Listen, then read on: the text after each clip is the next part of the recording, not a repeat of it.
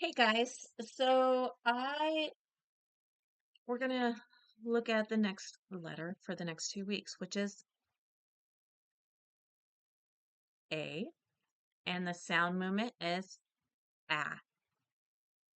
I do, ah. We do, ah. You do, ah. Great. Okay, so this is the one we're gonna be focusing on the most. However, with that being said, the N is being reviewed throughout the next 2 weeks because we did it the last 2 weeks. So N says okay.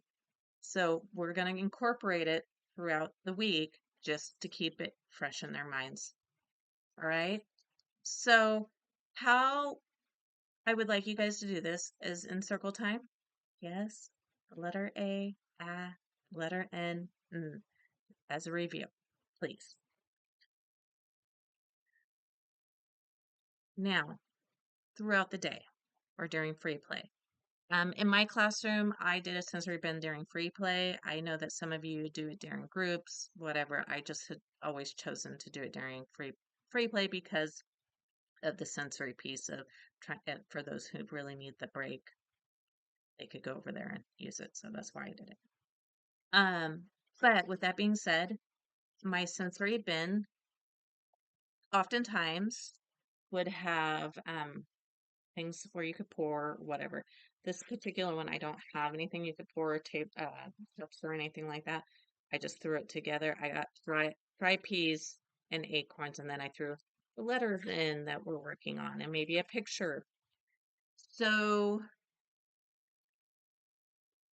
the kid and I are over at the sensory table, and maybe I pick up the letter and say, oh, I found the letter,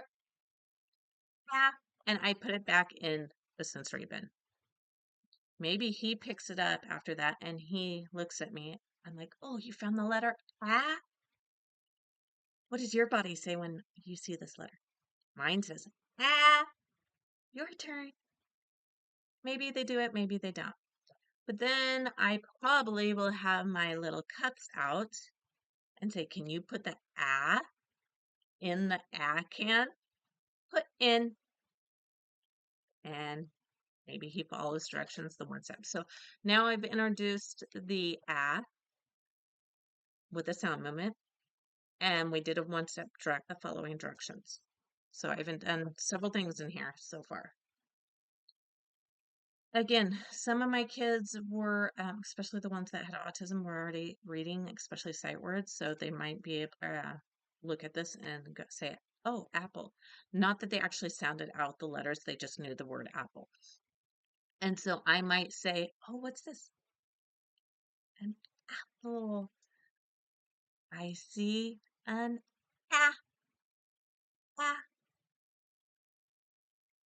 apple. So again, nothing,